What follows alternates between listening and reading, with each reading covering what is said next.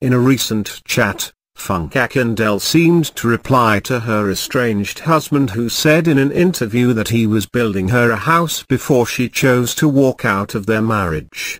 Kehinde was the first to announce trouble in paradise on Facebook. However, Funke Akindele listened to her in-laws, who felt she could still change her mind. They told her that separation is not the solution to the problems their marriage was going through.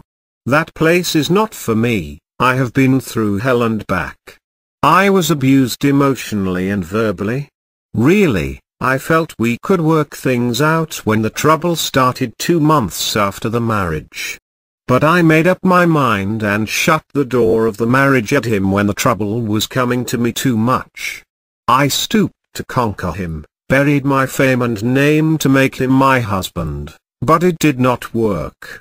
At a point in time, I asked if it's not the same man that was all over me before we married. He nearly got me off my career. He called me severally. I did not pick his calls, but when he realized my silence was tormenting him, he took to Facebook. It's all right. Ask him, when did he come to my house last? He left me here in my rented apartment with nothing, and he will just dash in and dash out. He gets abusive, caustic any time we have a misunderstanding, and often told me to my face. He's going to his wife in Oshodi. He sent me SMS that he has seen a buyer for his house at Adonai Jones for N40 million. He asked me if he should sell it, and that if he does, he will buy me a new car and rent me a new apartment. Why now? I don't need all that. I want my sanity.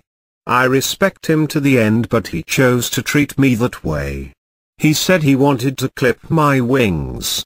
After Funke ignored him, he sent her another text abusing her and calling her names.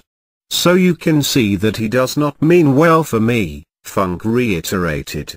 Funke and Kehinde rarely spent substantial time together, even at the peak of their marriage.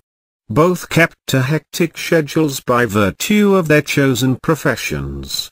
While Funke is often involved in back-to-back shooting on movie sets, Kehinde jumps from one construction site to another, pressing buttons for his political ambitions, and keeping dates with his wife at home and other women by the side. Besides, Kehinde's disturbing and haunting pasts have repeatedly stared Funke right in the face, and according to E24/7 magazine's impeccable source, Funke learned shockingly that her once beloved hubby was expelled from the University of Jos almost as soon as he was matriculated as a student of the Ivory Tower. His admission was faulty right from the beginning, and since that first attempt at tertiary education went awry, he shut his door at education. When he returned from Jos, he found strength in his entrepreneurial skill, coupled with the influence and support of his mother, a market leader and successful businesswoman. He became an estate developer, building chains of shops in Oshodi market. Gradually, he crept into politics, and his popularity soared that he became a well-known grassroots politician and a great mobilizer. To shore up his image, he found in Funke, who has become monstrously popular with her movie, Jennifer, and the sequel, The Return of Jennifer, a ready tool.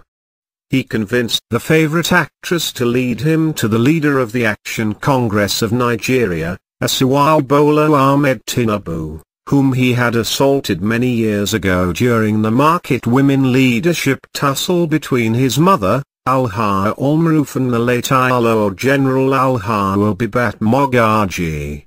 After he atoned for his sins, he joined the train of well-wishers that went to London to felicitate with the former governor when one of his sons graduated from a university in London.